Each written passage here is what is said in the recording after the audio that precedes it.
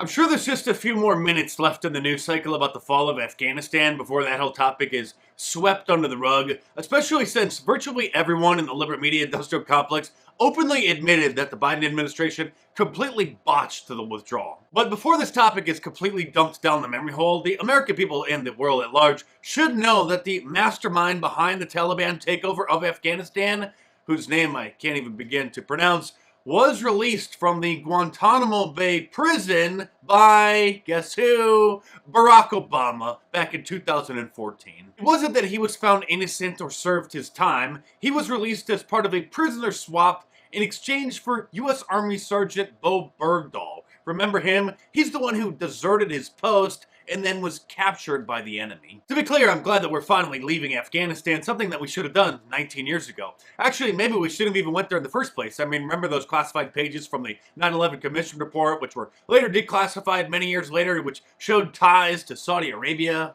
Not supposed to talk about that. Personally, I couldn't care less about Afghanistan. I care about America. But something funny has actually come out of the Taliban's armed insurrection during a press conference yesterday when one of the Taliban leaders turned the tables on one of the journalists when they asked him about the rights that women were going to have in the new Islamic State. This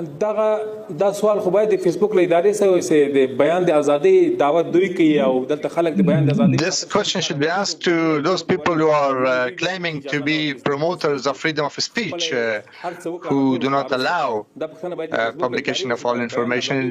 I can ask Facebook company. This question should be asked to them.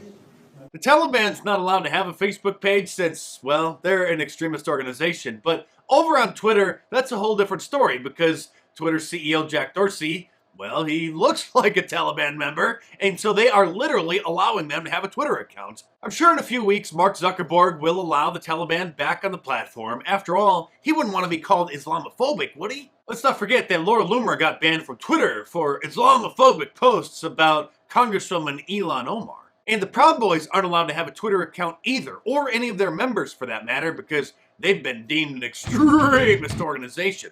But the Taliban can tweet whatever their jihad-loving heart desires. And now that the shock of the fall of Afghanistan is sort of wearing off, many in the liberal media are comparing the mostly peaceful protesters at the Capitol on January 6th to the Taliban insurrection. We've had troops there for 20 years.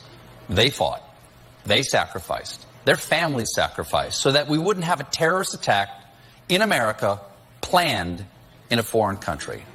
Why should our soldiers be fighting radicals in a civil war in Afghanistan? We've got our own on Capitol Hill. Then Biden pointed out.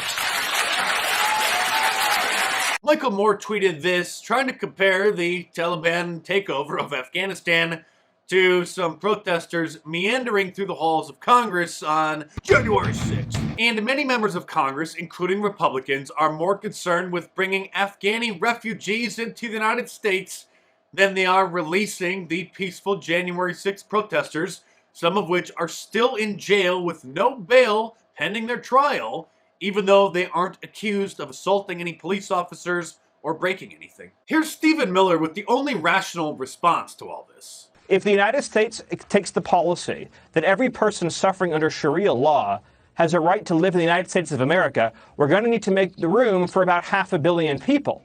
Is it just not intellectually serious? And as I mentioned earlier, it's not about humanitarian relief because it is far cheaper to resettle Afghan refugees in Pakistan and other neighboring countries. Well, I think you know the reason for that, but you're not supposed to say it. Well, I guess you can, only if you celebrate it, like Jimmy Fallon's audience when they heard the latest figures. Some more news. The results of the 2020 census just came out, and for the first time in American history, the number of white people went down.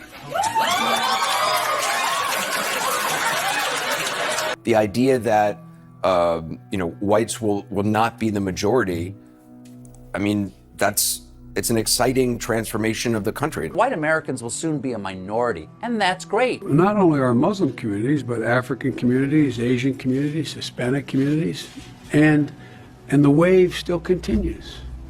It's not going to stop, nor should we want it to stop. This is not going to be the country of white people. Good evening from New York. I'm Chris Hayes. Take a look at this headline today from the Washington Post. The Trump immigration plan could keep white in the U.S. majority for up to 5 more years. The census currently projects white people will no longer be the majority by 2044. The Post finds that under Trump's plan, whites could remain as a majority until 2049. A lot of the real craziness comes, if you like, from rural white Americans who feel that they're losing their country, they're losing ownership of the country. And they're right. I mean, we are becoming more diverse, more multicultural, and they are, in the end, they are not the future. In the end, the power they still have will go away. And speaking of white people, Shaun King, the Black Lives Matter activist who identifies as black, has announced that he's going to be launching a new clothing line. Apparently the George Floyd grift money has dried up, so he's going to be getting into the fashion industry. As you know, I'm a fashion mogul myself, and I'm sure you're going to love my latest design, the Arrest Dr. Fauci shirt.